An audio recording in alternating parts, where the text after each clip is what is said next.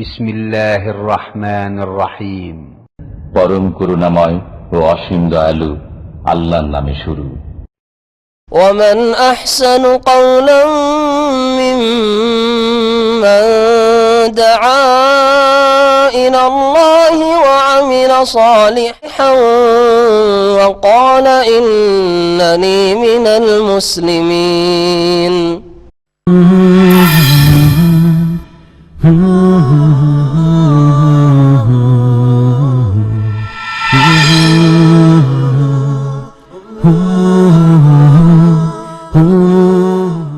আসসালামু আলাইকুম ওয়া রাহমাতুল্লাহি ওয়া বারাকাতুহু। আলহামদুলিল্লাহি উলাল আজলাল ওয়াল ওয়াহিদিল ফারদিল কাদীমিল আউয়াল ওয়াস সালাতু ওয়াস সালামু আলা রাসূলিহিল আকরাম ওয়া আলা আলিহি ওয়া সাহবিহি ওয়া মান তাবি'আহুম বিইহসানিন ইলা ইয়াউমিদ্দিন। আম্মা বা'দু فأعوذ بالله من الشيطان الرجيم. بسم الله الرحمن الرحيم. قال الله تعالى في القرآن الحكيم: إنما المؤمنون إخوة فأصلحوا بين أخويكم واتقوا الله لعلكم ترحمون. يا أيها الذين آمنوا لا يسخر قوم من قوم عسى أن يكونوا خيرا منهم ولا نساء من نساء عسى أن يكن خيرا منهن ولا تلمزوا أنفسكم ولا تنابزوا بالألقاب بئس الاسم الفسوق بعد الإيمان ومن لم يتب فأولئك هم الظالمون. সূরাতুল হুজরাত 10 ও 11 নম্বর আয়াত। وقال الرسول صلى الله عليه وسلم: من كان يؤمن بالله واليوم الآخر فليقل خيرا أو ليصمت. আল হাদিস। যাবতীয় প্রশংসা গুণগান চিত্তসানা একমাত্র সেই মহামহিয়ান মহান রব্বুল ইজ্জাতের জন্য, যার অশেষ মেহেরবানিতে আমরা দীর্ঘদিন পরে এই গাজা জামে মসজিদে বাদেশা কিছু ইসলামী কথা বলার ও শোনার জন্য উপস্থিত হতে পেরেছি। এজন্য মহান রব্বুল আলামিনের দরবারে জানাই শুকরিয়া, আলহামদুলিল্লাহ। সালাত ও সালাম বর্ষিত হোক আমাদের প্রিয় নবী মুহাম্মদুর রাসূলুল্লাহ সাল্লাল্লাহু আলাইহি ওয়াসাল্লামের উপরে। অতঃপর সম্মানিত ভাই এবং বন্ধুগণ, আজকে যে বিষয়ে আলোচনা করব তা হলো গীবত বা পরনিন্দা। গীবত বা পরনিন্দা বিষয়টি অত্যন্ত গুরুত্বপূর্ণ। বিষয়টি অত্যন্ত গুরুত্বপূর্ণ, কিন্তু আমরা সকলেই প্রায় এ বিষয়ে গাফেল। বিষয়টি গুরুত্বপূর্ণ, কিন্তু আমরা সকলেই অবহেলা করে থাকি এ বিষয়ে। অন্য ভাষায় আমাদের প্রায় সবাই কিছু না কিছু এই বিষয়ে জড়িয়ে যায়, স্বেচ্ছাই হোক অনিচ্ছাই হোক। কিন্তু প্রতিটা মুসলিমই জানে যে গীবত বা পরনিন্দার পরচর্চার পরিণাম অত্যন্ত ভয়াবহ। তদুপরি কেন যেন আমরা যখন একসাথে 2-4-5 ভাই হই, তখন কোনো না কোনো ভাই বা বোনকে কেন্দ্র করে কথাবার্তা আমরা বলা শুরু করি, আর এতে লাভবান হয় সবচাইতে বেশি শয়তান। কে বেশি লাভবান হয়? শয়তান সবচাইতে বেশি লাভবান হয়, আর আমরা হই ক্ষতিগ্রস্ত। আমরা হই ক্ষতিগ্রস্ত। মহান রব্বুল আলামিন আদম ও হাওয়াকে এবং সাথে ইবলিসকে এই পৃথিবীতে পাঠিয়ে দিয়েছিলেন। তারপরে মহান রব্বুল আলামিন বলেছিলেন যে ফাইম্মা ইয়াতিয়ান্নাকুম মিন্নি হুদান ফামান তাবিআ হুদায়া ফালা ইয়াদিল্লু ওয়ালা ইয়াশকা। আমার পক্ষ থেকে হেদায়েত যখন আসবে, তখন যারা এই হেদায়েতের অনুসরণ করবে তারা ফালা ইয়াদিল্লু ওয়ালা ইয়াশকা, তারা গুমরাহ হবে না, তারা হতভাগাও হবে না। আজকে তোমাদেরকে জান্নাত থেকে আমি তাড়িয়ে দিচ্ছি, কিন্তু আমার পক্ষ থেকে আবার দুনিয়াতে যখন তোমাদের নিকটে হেদায়েত আসবে, তোমরা যদি তার অনুসরণ করো তাহলে তোমরা আর গুমরাহ হবে না এবং তোমরা দুর্ভাগাও হবে না। আরেক জায়গায় আছে ফালা খাউফুন আলাইহিম ওয়ালা হুম ইয়াহজানুন, তাদের কোনো ডর ও ভয় নেই, তাদের কোনো চিন্তাও নেই, যদি আল্লাহ প্রদত্ত ওহীর উপরে কি করি আমরা আমল করি, চলতে পারি। কিন্তু পরিতাপের বিষয় যে ইবলিস সে আল্লাহর কাছ থেকে চ্যালেঞ্জ নিয়ে এসেছিল যে মহান রব্বুল আলামিন আপনি আমাকে আনজিরনি ইলা ইয়াউমি ইউবাসুন, এই আদম সন্তানের কারণে, আদমের কারণে আমাকে জান্নাত থেকে বহিষ্কৃত হতে হলো, তো দয়া করে আপনি আমাকে একটু কিয়ামত পর্যন্ত অবকাশ দেন, আমার হায়াতটা বাড়িয়ে দেন, যাতে করে এই আদমকে এবং তার সন্তানদেরকে আমি গুমরাহ করে জাহান্নামে নিয়ে যেতে পারি। নাউজুবিল্লাহ। শয়তান বলেছিল যে সুম্মা লাআতিয়ান্নাহুম মিন বাইনি আইদিহিম, অবশ্যই অবশ্যই আমি আসব ওদের সামনে থেকে, ওমিন খালফিহিম, মিন বাইনি আইদিহিম ওমিন খালফিহিম, তাদের সামনে থেকে আসব, পিছন থেকে আসব, ওয়া আন আইমানিহিম ওয়া আন শামাইলিহিম, ডান থেকে আসব, বাম থেকে আসব, ওয়ালা তাজিদু আকসারাহুম শাকিরিন, এবং তাদের অধিকাংশকে শুকরিয়াশীল পাবে না, অধিকাংশকে পাবে অকৃতজ্ঞ, অধিকাংশকে পাপিষ্ঠ পাবেন আপনি। আল্লাহু আকবার। শয়তান যেন তার চ্যালেঞ্জে অনেকটাই সার্থক, তার চ্যালেঞ্জে অনেকটাই সে সার্থক হয়েছে। বিশ্বের সিংহভাগ মানুষেরাই অমুসলিম, এদের ক্ষেত্রে শয়তান সাকসেস মিয়া ফিল মিয়া, 100তে 100 সে এখানে সফল হয়েছে। পক্ষান্তরে আমরা যারা মুসলমান এবং মুসলমান বলে দাবি করে অনেক লোক, তাদের ক্ষেত্রেও অনেকাংশেই সে সফল তার চ্যালেঞ্জের ক্ষেত্রে। আর সেটা এজন্য যে আমাদের তো চলাফেরার মধ্যে ভুল ভ্রান্তি গুনাহ আছেই, তার আগেই মেলা মানুষ বোল্ড আউট হয়ে বসে আছে। খেলাধুলা খেলতে গেছেন, ক্রিকেট খেলায় নাকি বোল্ড আউট আছে, প্রথম বলে আপনি আউট, তো আর কি খেলা শেষ, এক বলে আপনি শেষ, খেলা শেষ।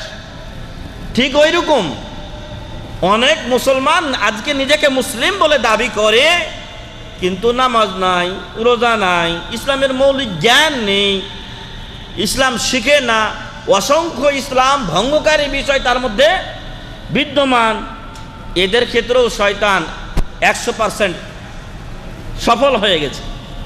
এরপরে বাকি যারা নামাজ রোজা আমরা করছি, যারা আমরা দিন মানার চেষ্টা চালিয়ে যাচ্ছি, শয়তানের মোকাবেলা করে চলেছি, শয়তান সবসময় ওয়াসওয়াসা দেয় আমাদেরকে যে এই অন্যায়টা করো, এটা খুব মজার, এটা খুব মজার, এটা একটু করো, একটু কিছু দেখে নাও, অথবা একটা বেগানা নারী যাচ্ছে, এই মহিলাটা দেখতে খুব সুন্দর, একটু দেখে নাও, অথবা নারীর কাছে কোনো পরপুরুষকে সুন্দর করে তুলছে, ইবলিস বলছে একটু দেখো, একবার দেখলে কি হয়েছে। এইভাবে করতে করতে দেখা যাচ্ছে যে আমাদের গুনার পাহাড় রচিত হচ্ছে, কিন্তু আমরা কিছুই মনে করি না। আব্দুল্লাহ ইবনে আব্বাস রাদিয়াল্লাহু, আব্দুল্লাহ ইবনে মাসউদ রাদিয়াল্লাহু আনহু সম্ভবত হাদিস হিসেবে বর্ণনা করেছেন যে মুসলিম তার গুনাহকে পাহাড় সম পরিমাণ মনে করে, যেই পাহাড়ের নিচে সে বসে আছে, যে কোনো মুহূর্তে এই পাহাড় তার উপরে ধসে পড়তে পারে, এমনটি ভয় করে সে কাকে, তার গুনাহকে, তার পাপকে। আর মুনাফিক ব্যক্তি অথবা নামে মাত্র মুসলিম ব্যক্তি, সে তার গুনাহকে মনে করে মাছির মতো। কিসের মতো? মাছির মতো, যা তার নাকের ডগায় বসে আর বাতাস দিয়ে সে তাড়িয়ে দেয়। এ হচ্ছে মুনাফিকের অবস্থা। তো সম্মানিত উপস্থিতি, শয়তান আজকে পাপগুলোকে আমাদের কাছে মানে খুব হালকা করে দেখিয়েছে, অথচ এই পাপগুলো প্রত্যেকটাই আমাদের জন্য মারাত্মক। বিশেষ করে আজকে আমরা যে বিষয় নির্ধারণ করেছি, এই বিষয় অত্যন্ত ভয়াবহ এজন্য যে গীবত ও পরনিন্দার মাধ্যমে আপনি যত ভালো আমল করেন ওইগুলো অন্যের খাতায় লিখিত হয়ে যায় আপনার অগোচরে। কারণ কি? কারণ হচ্ছে যে আপনি বা আমি যদি কারো গীবত করি, কারো পরনিন্দা করি, আপনার দুর্নাম আমি আরেকজনের কাছে গিয়ে পেশ করছি, এতে করে যার দুর্নাম করছি ওই লোক কি লাভবান? সে কি লাভবান? ক্ষতিগ্রস্ত যে দুর্নাম করছে আর যে শুনছে উভয়ই। কিভাবে ক্ষতিগ্রস্ত? আপনি একজনের দুর্নাম করলেন, আপনি আরেকজনের কাছে আরেকজনের দুর্নাম করে বেড়াচ্ছেন, কিয়ামতের দিন এর হিসাব হবে। এই গীবতের কারণে আপনার নেকিগুলো তাকে দিয়ে দিতে হবে। যতটুক পরিমাণ আপনি তার গীবত করেছেন অতটুক পরিমাণ তাকে দিয়ে দিতে হবে। যদি আপনার নেকি না থাকে তাহলে আপনার নেকি যখন শেষ হয়ে যাবে, আপনার 10টা নেকি ছিল দিয়ে দিয়েছেন শেষ, কিন্তু আপনার ঋণ পরিশোধ হয়নি, তখন পাওনাদারের গুনার বোঝা আপনার উপরে চাপিয়ে দেওয়া হবে, যাতে করে ও তার পাওনা পেয়ে যায় এবং পরকালে সে লাভবান হয়। তো এইভাবে একজন ভালো ব্যক্তিও গীবতের মাধ্যমে চরমভাবে ক্ষতিগ্রস্ত হয় এবং নিজের নেকিগুলো অজান্তেই অন্যের নামে কি করে দেয়? লিখে দেয়। তাই আমরা সাবধান হওয়া উচিত, সতর্ক হওয়া উচিত আমাদের এজন্য যে আমরা যেন কোনো সময় গীবত, পরনিন্দা, পরচর্চায় জড়িয়ে না যাই। অনেকে অন্য ধর্মগুলোর সাথে ইসলাম ধর্মের তুলনা করতে চায়। আসলে মানব রচিত ধর্মের সাথে স্রষ্টার ধর্মের, এলাহি ধর্মের কোনো তুলনাই চলে না। অন্য ধর্মে এই সংক্রান্ত কোনো আলোচনায় আপনি পাবেন না, কিন্তু ইসলাম ধর্মে এ বিষয়ে আমাদেরকে সতর্ক করা সত্ত্বেও আমরা যেন এখানে জড়িয়ে গেছি। এটা যেন ওই ছোট বাচ্চাদের মতো অবস্থা, যেই কাজ করতে নিষেধ করবেন ওই কাজই যেন বেশি করে করে, না জানে এখানে কি আছে এইটাই করি না। সম্মানিত ভাই এবং বন্ধু, গীবত, পরনিন্দা করা যাবে না। কঠোর বাণী উচ্চারিত হয়েছে আল্লাহর পক্ষ থেকে এবং নবী মুহাম্মদুর রাসূলুল্লাহ সাল্লাল্লাহু আলাইহি সাল্লামের পক্ষ থেকে। তবে জানা দরকার যে গীবত কাকে বলা হয়। আল গীবাহ শব্দটি হচ্ছে আরবি কি শব্দ? আরবি শব্দ। আল গীবাহ শব্দটি হচ্ছে আরবি শব্দ, আর এর শাব্দিক অর্থ হচ্ছে পরনিন্দা, পরচর্চা। যদি এর আরো গভীর অর্থ করতে যান তাহলে গীবা গায়েব থেকে হয়, অন্যের অনুপস্থিতিতে আপনি তার কিছু কুৎসা-রটনা করবেন।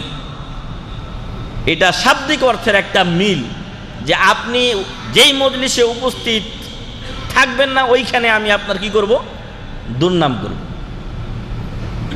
আল্লাহ রাসূল সাল্লাল্লাহু আলাইহি ওয়াসাল্লাম তার হাদিসে বলছেন যে গীবত হলো যিকরুকা আখাকা বিমা ইয়াকরাহ। যিকরুকা আখাকা বিমা ইয়াকরাহ, মনে রাখবেন। যদি আমরা কোনো সময় কুইজ এই গেজাজ এলাকার জন্য ছাড়ি আর যদি বলে দেই গীবত কাকে বলা হয় লিখুন, আর এক লাইন জায়গা দেই, তখন আপনি বলবেন যে ওস্তাদ গীবতের তো সংজ্ঞা এই জায়গায় আটে না। না, এমনটি নয়, আসলে এইটুক সংজ্ঞা মাত্র। যিকরুকা আখাকা বিমা ইয়াকরাহ, কয়টা শব্দ? আরবিতে 3টা শব্দ। যিকরুকা আখাকা বিমা ইয়াকরাহ। যিকরুকা মানে তোমার উল্লেখ করা, তোমার আলোচনা করা, আমার আপনার আলোচনা করা। কার আলোচনা করব আমরা? আখাকা, তোমার মুসলিম ভাইয়ের। আমরা আমাদের মুসলিম ভাইয়ের আলোচনা করব। কোথায়? বাকি বিষয়ে বিমা ইয়াকরাহ, যা সে অপছন্দ করে। আব্দুর রহমানের মধ্যে একটা কোনো গুণ আছে, দোষ হোক অথবা সেটা হয়তো ভালো গুণ, কিন্তু আমি নিচ্ছি সেটাকে খারাপ হিসাবে দিয়ে আমি আমার মজলিসে তার দুর্নাম রটাচ্ছি, এটা যদি হয় তাহলে এটাই হলো আল গীবাহ। তাহলে গীবত হলো কোনো ভাইয়ের এমন কিছু দোষ ত্রুটি অন্যখানে বর্ণনা করা যা সে কি করে, অপছন্দ করে। আপনার আমার যে কারো কোনো একটা বিষয় নিয়ে আমি এমন জায়গায় আলোচনা করছি, যেই আলোচনাটা যার ব্যাপারে করছি সেটাকে অপছন্দ করে, যে তার ব্যাপারে এই আলোচনা এখানে হোক। বুঝে আসছে? গীবত হচ্ছে অন্যের আলোচনা করা যেটা সে অপছন্দ করে, অন্যের এমন বিষয়ে আলোচনা করা মানুষের কাছে যা সে অপছন্দ করে। যিকরুকা আখাকা বিমা ইয়াকরাহ। উম্মুল মুমিনিন আয়েশা রাদিয়াল্লাহু আনহা বললেন যে, হে আল্লাহর রাসূল সাল্লাল্লাহু আলাইহি ওয়াসাল্লাম, কি ভাই কন্যা কেন, সাল্লাল্লাহু আলাইহি ওয়াসাল্লাম, তিনি বলেন, আয়েশা রাদিয়াল্লাহু আনহা রাসূল সাল্লাল্লাহু আলাইহি ওয়াসাল্লামকে বললেন যে, হে আল্লাহর রাসূল সাল্লাল্লাহু আলাইহি ওয়াসাল্লাম, আমি যেই দোষটার কথা বলছি, যার ব্যাপারে বলছি, ওটা যদি ওর মধ্যে বাস্তবে থাকে, এই কথা কি আপনি চিন্তা করে দেখেছেন যদি ওই দোষ ওর মধ্যে পাওয়া যায়? রাসূল সাল্লাল্লাহু আলাইহি ওয়াসাল্লাম বললেন যে, যদি ওর মধ্যে ওই দোষ পাওয়া যায়, ফাকাদ ইগতাবতাহু, যদি দোষ থাকে তাহলে গীবত হলো। দোষটা থাকার পরেও যদি অন্যের কাছে বলেন তাহলে কি গীবত। দোষ থাকার পরে অন্যের কাছে তার দোষটা বর্ণনা করলেন, এটার নাম গীবত। আর যদি তার মাঝে ওই দোষ না থেকেও আপনি বা আমি অন্যের কাছে তা বলে বেড়াই, আর ও থেকে সে মুক্ত, ও থেকে সে মুক্ত, ফাকাদ বাহাত্তাহু, তাহলে তুমি তাকে কি দিলে? তোহমাত দিলে, অপবাদ দিলে। যদি দোষ না থেকেও বলা হয় তাহলে কি অপবাদ, যেটা গীবতের চাইতেও মারাত্মক। একটা জিনিস আপনার ভিতরে ছিল, এটা অন্যের কাছে বলা আপনি পছন্দ করেন না, আমি বলে দিলাম, এটাই গীবত, এটাই গীবত হয়ে যায়। এটাও কি কবিরা গুনাহ, এটা কি কবিরা গুনাহ। আর যদি না থাকে আপনার ভিতরে একটা দোষ, আর আমি মানুষের কাছে বলে বেড়াই, তাহলে সেটা কি হবে? তহমত বা অপবাদ, তহমত বা অপবাদ। তাহলে এটা আরো মারাত্মক, কারণ ওটা নাই তারপর আমি বলে বেড়াই। এ সংক্রান্ত বেশ কিছু তথ্য বা দলিলাদি রাসূল সাল্লাল্লাহু আলাইহি সাল্লামও বলেছেন, আল্লাহ পবিত্র কোরআনে উল্লেখ করেছেন। তবে আমরা যাতে পরস্পর মুসলিমরা ভাই ভাই হিসেবে, আর আমাদের মা ও বোনেরা তারা পরস্পর বোন হিসেবে একজন আরেকজনের সাথে মিলেমিশে থাকে, এজন্য কোরআন ও হাদিস সর্বাত্মক চেষ্টা করেছে। তামিমুদ-দারি রাদিয়াল্লাহু আনহু থেকে বর্ণিত হয়েছে, হাদিসে আরবাঈনের অন্যতম ছোট্ট একটি হাদিস, কিন্তু অত্যন্ত গুরুত্বপূর্ণ হাদিস, যাকে ওলামায়ে কিরাম দ্বীনের মৌলিক হাদিসগুলোর মধ্যে অন্তর্ভুক্ত করেছেন। সেই হাদিসটি হচ্ছে আদ-দীনু আন-নাসিহা। আদ-দীনু আন-নাসিহা, দিন হলো নসিহত, দিন হলো অপরের কল্যাণ কামনা করা। কুলনা লিমান, আমরা বললাম হে রাসূল সাল্লাল্লাহু আলাইহি সাল্লাম, দিন নসিহত কার জন্য?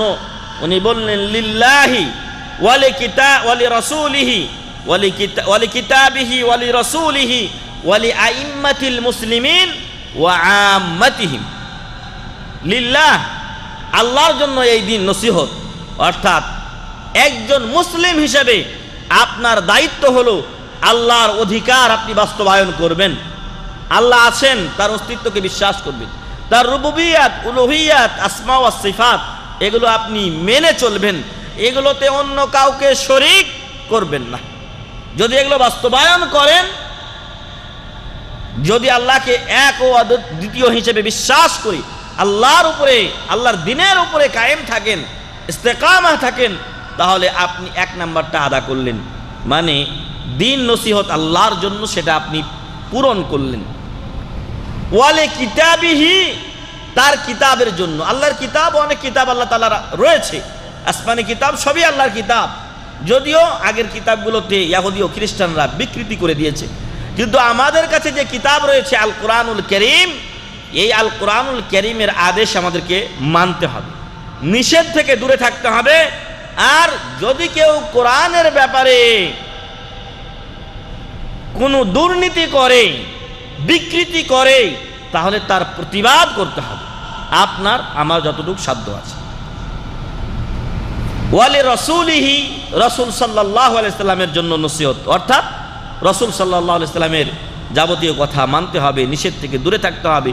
রসুল সাল্লাল্লাহু আলাইহি সাল্লামের নিজের ব্যাপারে গুলু বাড়াবাড়ি করা চলবে না। রসুল সাল্লাল্লাহু আলাইহি সাল্লামের ব্যক্তি রসুল, জাত রসুল, তার ব্যাপারে বাড়াবাড়ি চলবে না। এমন আকীদা পোষণ করা যাবে না যে রসুল সাল্লাল্লাহু আলাইহি সাল্লাম গায়েব জানতেন।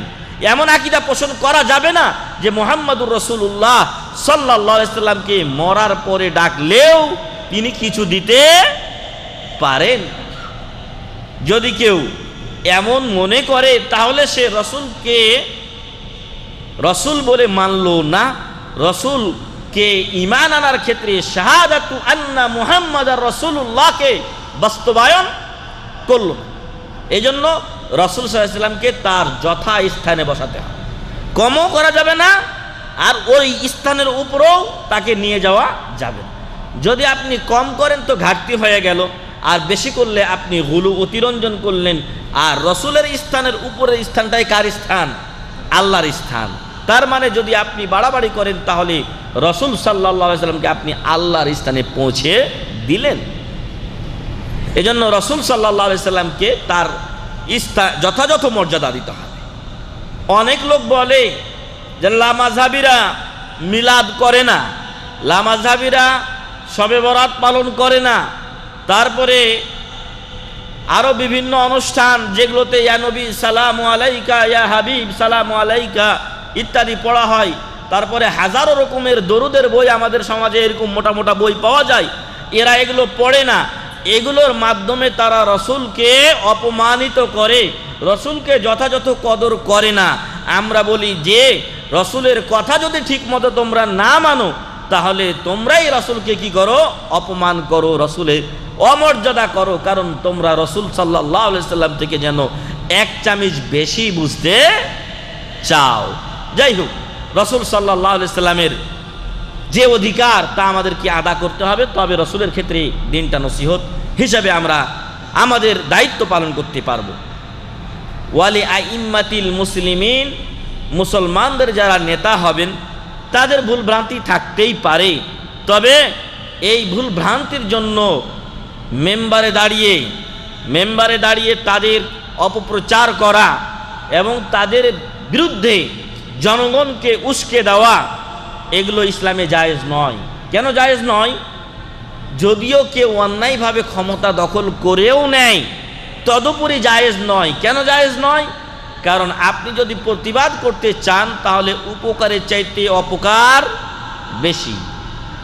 উপকারের চাইতে কি অপকার বেশি। ইসলামী ফিকার মূল নীতি হচ্ছে যে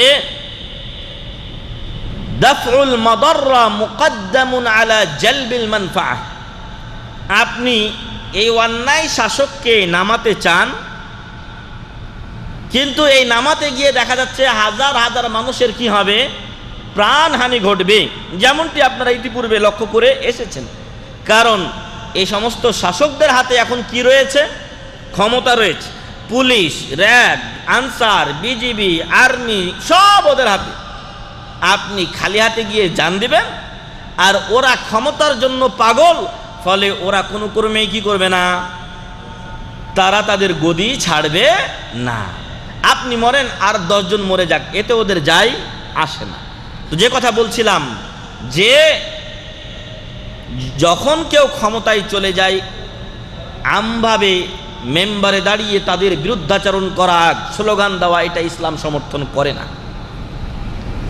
ইসলাম বলে যে আপনি দাওয়াতি কাজ চালিয়ে যান, মানুষরা যখন ভালো হবে তখন এই সমস্ত নেতাদের পিছনে আর ছুটবে না, তখন আস্তে আস্তে ইনশাআল্লাহ সমাজ এমনিই ভালো হয়ে যাবে। কিন্তু আমরা দাওয়াতি কাজও করব না, আবার আরেকজনের গীবত পরনিন্দা চর্চা করে বেড়াবো না, এটা ইসলাম সাড়া দেয় না, এটা ইসলাম বলে না। তো এই জন্য ওয়ালি আইম্মাতিল মুসলিমিন, মুসলমানদের নেতাদেরকে যারা ওই লেভেলের আছেন তাদের উচিত সুপরামর্শ দেওয়া। আমাদের দেশে এখন সরকারি দল বিরোধী দল একাকার হয়েছে, আবার মাঝে মাঝে এমন যে মনে হচ্ছে দা কোড়াল সম্পর্ক, মানে ও ভালোটা বললেও তার বিরোধিতা করে আমাকে তার বিপরীত কিছু করতে হবে, যদিও সেটা খারাপ হোক না কেন। না, এটা ইসলাম বলে না। ইসলাম বলে যে নেতা ও নেত্রীরা, তারা নেতৃত্ব নাই ইসলামের, এগুলো কথা নেই। নেত্রী লেভেলে, মহিলাদের লেভেলে সেটা থাকতে পারে বা কিছু সাময়িক হতে পারে, কিন্তু আমরা যেভাবে নেত্রী ধরে নিয়েছি এটা আমাদের জন্য একটা অভিশাপ। এটা আমাদের জন্য একটা অভিশাপ। রাসূল সাল্লাল্লাহু আলাইহি সাল্লাম বলেন, লা ইউফলিহা কওমুন ওয়াল্লাউ আমরাহুম ইমরাআতান, ওই জাতি কোনোদিন সফল কাম হতে পারে না যারা তাদের নেতৃত্বের ভার কোনো নারীর উপরে ছেড়ে দিয়েছে। আমাদের এখন সবই নারী। শেখ আব্দুর রাজ্জাক বিন ইউসুফ হাফিজাহুল্লাহ বলেছিলেন যে এই দেশটা আমাদের একটা আশ্চর্যজনক দেশ, যার প্রথম জন নারী, দ্বিতীয় জন নারী, মানে মেজো সেজো সবই নারী, আরও নিম্নে যেগুলো আসতেছে এখন শুনতেছি আরও, এগুলোও নারী। যাই হোক, আল্লাহ যেন নারী নেতৃত্ব থেকে আমাদের হেফাজত করেন, আল্লাহুম্মা আমিন। আর আমাদের মাঝে যেন আল্লাহ এমন কোনো বীর সিপাহ সালার তৈরি করে দেন যারা পুরুষ নামের পুরুষ হয়ে আমাদের নেতৃত্ব দেবে, আল্লাহুম্মা আমিন।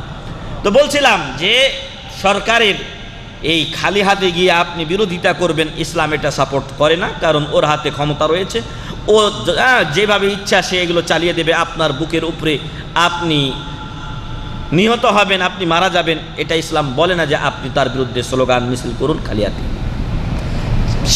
শেষ কথা ছিল যে ওয়াআম্মাতিহিম, এবং সর্বসাধারণের জন্য ইসলাম নসিহত। আমরা পরস্পরের যদি ভুল ভ্রান্তি হয় তাহলে কি করব? শুধরিয়ে দিব। আপনার ভুল হয়েছে, আপনাকে আমি শুধরিয়ে দিব, আমার ভুল হয়েছে, আপনি আমাকে শুধরিয়ে দেবেন। এমন নয় আমার একটা ভুল হয়েছে তো আমাকে নিয়ে আপনি মহাভারত অশুদ্ধ করাবেন যে হ্যাঁ উনি শায়েক মানুষ, অমুকে অমুক, হ্যাঁ অনেক বড় বড় কথা ছাড়ে, আজকে তার এই ভুল হলো কেন? মানুষের নাম ইনসান রাখা হয়েছে দুটি কারণে বলেন উলামায়ে কেরাম।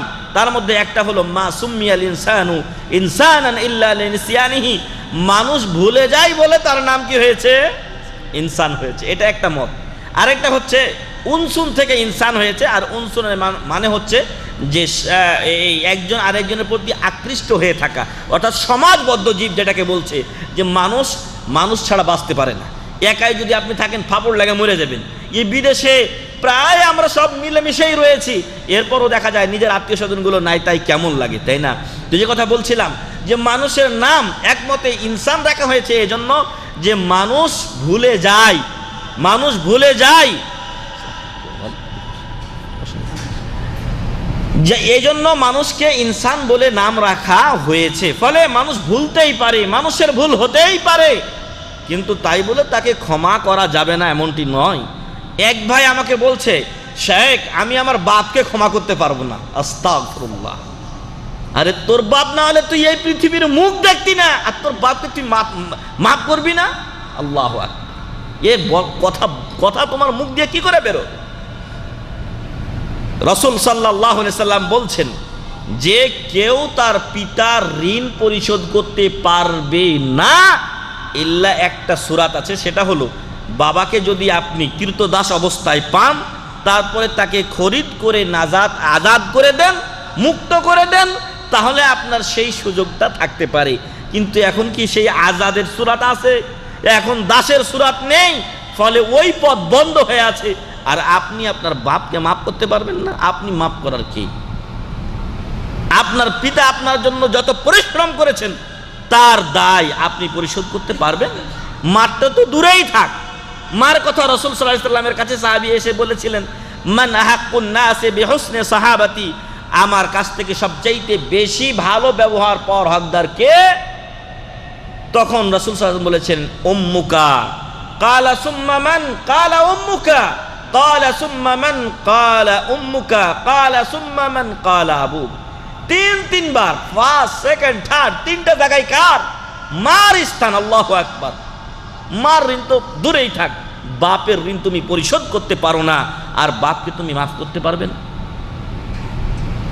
মাফ করে দেওয়া এক চরম গুণ। এটা কার গুণ? আল্লাহর গুণ। আল্লাহ একাধিক জায়গায় বলছেন রাউফুর রহিম, গফুরুর রহিম, গফফার। মহান রব্বুল আলামিনের গুণ হচ্ছে মাফ করে দেওয়া। আর আপনি যদি মাফ করে দেন, এতে আপনার যে লাভ হবে, না করাতে আপনার কোনো লাভই নেই। আপনি মাফ করে দিলেই নেকির ভাগ পাচ্ছেন, আর মাফ না করে দিলে আপনি কি আপনার মুসলিম ভাইকে ক্ষতিগ্রস্ত করছেন। অতএব মাফের গুণ, ক্ষমার গুণ একটা বড় গুণ, এটা যেন আমরা অর্জন করার চেষ্টা করি। মেলা মানুষ ভুলের মধ্যে রয়েছে। আল্লাহ রসুল সাল্লাল্লাহু আলাইহি ওয়াসাল্লাম মক্কাবাসীর পক্ষ থেকে কোনো কষ্ট পাননি, তাই না? পেয়েছিলেন? কতটুকু? অল্প, অনেক অনেক, যা ভাষায় প্রকাশ করার মতো নয়। আবু জাহেলের মতো লোকেরা রসুল সাল্লাল্লাহু আলাইহি ওয়াসাল্লামের মাথায় উটের কয়েকদিনের পড়ে থাকা ভুঁড়ি চাপিয়ে দিয়েছে, তার গর্দানকে মাটিতে লাঠি দিয়ে পিষে দিতে চেয়েছে। তায়েফের লোকেরা রসুল সাল্লাল্লাহু আলাইহি ওয়াসাল্লামকে রক্তাক্ত করেছে, কিন্তু কোনো জায়গায় রসুল সাল্লাল্লাহু আলাইহি ওয়াসাল্লাম নিজ স্বার্থের জন্য জাতিকে ক্ষমা থেকে বঞ্চিত করেছেন এমনটি হয়নি। বরং তায়েফের ময়দানে যখন তিনি রক্তাক্ত হয়ে ফিরে গিয়ে বাগানের মধ্যে আশ্রয় নিয়েছিলেন, তখন জিবরিল আমিন আলাইহিস সালাম তিনি বলেছিলেন যে, হে মুহাম্মদ সাল্লাল্লাহু আলাইহি সাল্লাম, হাযা মালাকুল জিবাল, ইনি হলেন পাহাড়ের ফেরেশতা।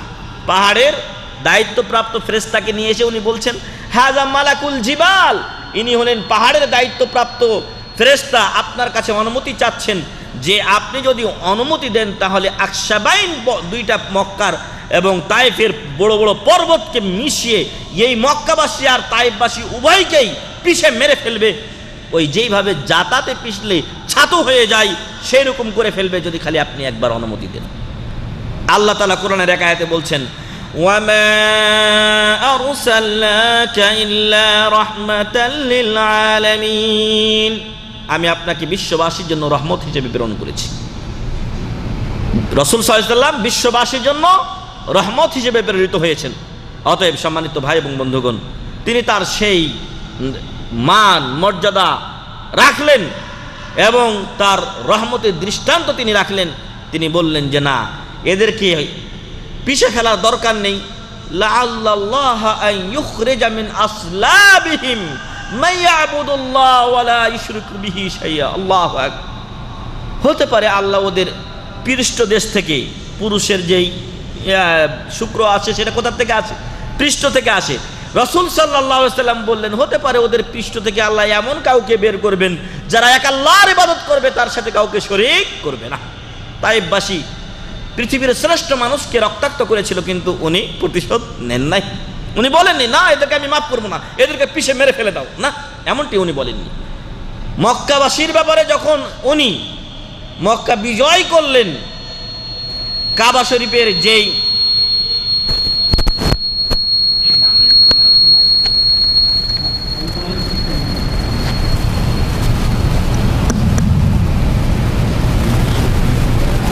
কাবা শরীফে রাসূল সাল্লাল্লাহু আলাইহি ওয়াসাল্লাম সবাইকে বললেন যে তোমরা আমার কাছ থেকে কেমন আচরণ আশা করো। তখন সবাই বলল, আখুন করিম ওয়া ইবনু আখিন করিম, সম্মানিত ভাই, সম্মানিত ভাইয়ের ছেলে। এর আগেও মুহাম্মদ সাল্লাল্লাহু আলাইহি ওয়াসাল্লাম সম্মানিত ছিলেন, কিন্তু তার সাথে সে আচরণ করা হয়নি, বরং তাকে অত্যাচারিত হতে হয়েছে। কিন্তু সর্বোপরি তিনি মানুষদেরকে মাফ করে দিয়েছিলেন।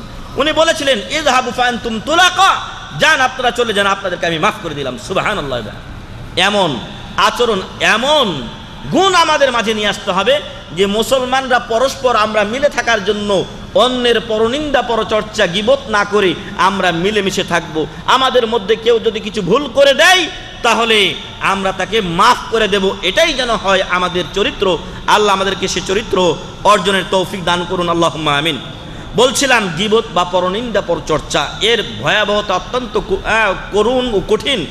রাসূল সাল্লাল্লাহু আলাইহি ওয়াসাল্লাম বলেন যে মান কানা ইউমিনু বিল্লাহি ওয়াল ইয়াউমিল আখির ফালইয়াকুল খাইরান আও লিয়াসমুক, তোমাদের মধ্যে যারা আল্লাহ ও পরকালে বিশ্বাসী, হয় যেন সে ভালো কথা বলে, না হয় যেন চুপ থাকে। হয় ভালো কথা বলবেন, না হয় চুপ থাকবেন। আমাদের সম্মানিত শেখ মতিউর রহমান মাদানী হাফিজাহুল্লাহ উনি বলছিলেন যে আজকালকে মানুষকে বই দিলে বই পড়তে চায় না। আরে ভাই, যদি গীবত পরনিন্দা না করে ওই টাইমটা বই পড়েন, আপনার অন্তর আলোকিত হবে, আপনি 10 জনকে দিনের জ্ঞান প্রচার করতে পারবেন। দয়া করে এই গীবতের অধ্যায়টা বন্ধ করে দিয়ে কিছু সময় বই পড়াতে ব্যয় করুন। আমরা বই পড়তে চাই না, কিন্তু আমরা গীবতের সময় ঠিকই পাই, আমরা ফেসবুক গুতাগুতির সময় ঠিকই পাই। ফেসবুকে এরে গালি দিয়ে দিলাম, ওরে গালি দিয়ে দিলাম, এই করলাম সেই করলাম না, এটা আমাদের জন্য না হয়। আমরা যেন ভালো কথা বলি, অন্যথায় যেন আমরা চুপ থাকি। চুপ থাকার সময় যেন আমরা একটু কোরআন তেলাওয়াত করতে পারি, অথবা আমরা কিছু ভালো বই পড়তে পারি। আল্লাহ তৌফিক দান করুন, আল্লাহুম্মা আমিন। আল্লাহ রসুল সাল্লাল্লাহু আলাইহি সাল্লাম 2টা কবরের পাশ দিয়ে যাচ্ছিলেন, বললেন ইন্নাহুমা লা ইউআযাবান, এদের 2 জনের আযাব দেওয়া হচ্ছে। ওমা ইউআযাবান ফি কাবীরিন, কিন্তু কঠিন কোনো বিষয় ছিল না যা থেকে এরা বাঁচতে পারতো না। কঠিন কোনো বিষয় ছিল না, অবশ্যই সেগুলো কবিরা গুনাহ, কিন্তু এগুলো থেকে বাঁচাটা অত বেশি কঠিন ছিল না। আম্মা আহাদুহুমা ফাকানা ইয়ামশি বিন নামিমা, প্রথমজন চগলখড়ি করে বেড়াতো, এর কথা ওকে লাগাতো, ওর কথা একে লাগাতো, মধ্যখান থেকে থার্ড ভার্সন সে লাভবান হতো, 2 জনের কাছে ভালো হয়ে থাকতো। কিন্তু আপনাদের 2 জনের মধ্যে গন্ডগোলে গ্যাঞ্জাম লাগিয়ে দিত। দয়া করে এই কাজ করবেন না, যদি করেন তাহলে এই যে হাদিস বলছে যে উভয়ের শাস্তি হচ্ছে তার মধ্যে অন্তর্ভুক্ত হয়ে যাবে, নাউযুবিল্লাহ। ওয়া আম্মাল আখার ফাকানা লা ইস্তাতিরু মিনাল বাউল, আর একজন ছিলেন যিনি পেশাব থেকে বাঁচতেন না। এজন্য পেশাব পায়খানার সময় পেশাব পায়খানা সম্পর্কে সচেতন হবেন, যাতে আপনার দিকে পেশাব পায়খানা চলে না আসে। হতে পারে আপনি পেশাব করলেন, 1 ফোঁটা এসে আপনার গায়ে পড়লো, অজু করে নামাজ পড়লেন, কিন্তু নামাজটা হলো না। কিসের কারণে? পেশাব আপনার জামাতে কাপড়ে লেগে আছে, এই জন্য। তারপরে আল্লাহর নবী মুহাম্মদুর রাসূলুল্লাহ সাল্লাল্লাহু আলাইহি সাল্লামের স্ত্রী আয়েশা রাদিয়াল্লাহু আনহা, তিনি একদিন সম্ভবত সাফিয়া রাদিয়াল্লাহু আনহাকে তার প্রশংসা করছিলেন রাসূল সাল্লাল্লাহু আলাইহি সাল্লাম। তো উনি বললেন যে এত প্রশংসা করেন কেন রাসূল সাল্লাল্লাহু আলাইহি সাল্লাম, তার ব্যাপারে তো এতটুকুই যথেষ্ট। খালি ইশারা করলেন, কি ইশারা করলেন মানে কি? উনি একটু খাটো ছিলেন। রাসূল সাল্লাল্লাহু আলাইহি সাল্লাম রাগান্বিত হয়ে বললেন যে কাদ কুলতি কালিমাতান লাউ মুজিজাত বিমাইল বাহরি লামাজাজাত, এমন একটা কথা তুমি বলেছো, এই কথা যদি সাগরের পানির সাথে মিশিয়ে দেওয়া হতো তাহলে সাগরের পানি লবণাক্ত হয়ে যেত। আল্লাহ, এত বড় কথা তুমি বলেছো। আর ওটা তো ইশারা করেছিলেন, আর আজকে আমরা এটা তো ওয়াকপটে বলে ফেলি, হ্যাঁ ও খাটো, ও কালো, ও এই। ভাই, আপনার আমার মর্যাদা আল্লাহর কাছে খাটো, আর এই খাটো বা এর বিপরীত যেটা আপনার উঁচা, লম্বা, সাদা, ফর্সা, এগুলোতে মর্যাদা হয় না। আল্লাহ তাআলা বলছেন, যেগুলো আয়াত আমাদের আসবে, শায়েখ চলে এসেছেন, আমি শেষ করছি। আল্লাহ বলছেন ইয়া আইয়ুহাল্লাযীনা আমানু ইজতানিবু কাসীরাম মিনায-যান,